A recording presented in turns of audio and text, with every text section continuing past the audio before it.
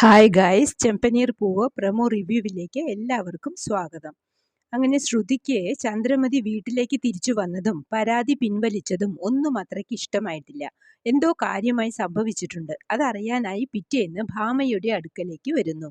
അങ്ങനെ ഭാമയ്ക്ക് മുഖം ഫേഷ്യൽ ചെയ്തും തല മസാജ് ചെയ്തും സുഖിപ്പിച്ച് ഓരോന്ന് ചോദിച്ചറിയാൻ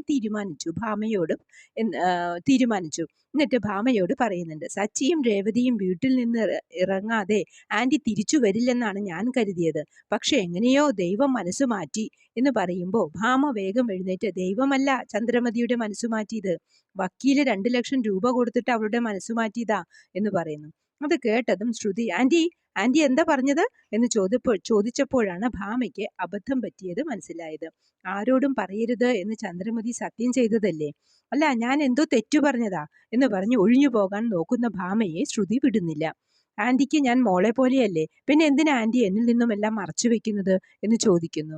ഭാമ പെട്ടുപോയി എന്ന് പറഞ്ഞാൽ മതിയല്ലോ. ഭാമ അലമാരി തുറന്ന് 2 ലക്ഷം രൂപ എടുത്ത് ശ്രുതിയെ കാണിക്കുമ്പോൾ ശ്രുതി ഞെട്ടുന്നുണ്ട്. പിന്നീട് രേവതി ഉണ്ടാക്കിയ മോഡൽ വർഷ കണ്ടിട്ട് ചോദിക്കുന്നു, ഇതെന്താ ചേച്ചി എന്ന്. പരസ്യം കൊടുക്കുന്നതിന് മുമ്പ് ഞാനൊരു മണ്ഡപത്തിന്റെ മോഡൽ ഉണ്ടാക്കിയതാ, എങ്ങനെയുണ്ട് എന്ന് ചോദിക്കുമ്പോൾ വർഷ അടിപൊളിയായിട്ടുണ്ട് എന്ന് പറയുന്നു. ഇതൊക്കെയാണ് പ്രൊമോ റിവ്യൂ ആയി കാണിച്ചത്. പ്രൊമോ ഇഷ്ടമായെങ്കിൽ ലൈക്ക് ചെയ്യാനും ഷെയർ ചെയ്യാനും സപ്പോർട്ട് ചെയ്യാനും സബ്സ്ക്രൈബ് ചെയ്യാനും മറക്കരുത്. അടുത്തൊരു എപ്പിസോഡിന്റെ പ്രൊമോവുമായി വരുന്നതുവരെ കാത്തിരിക്കുക.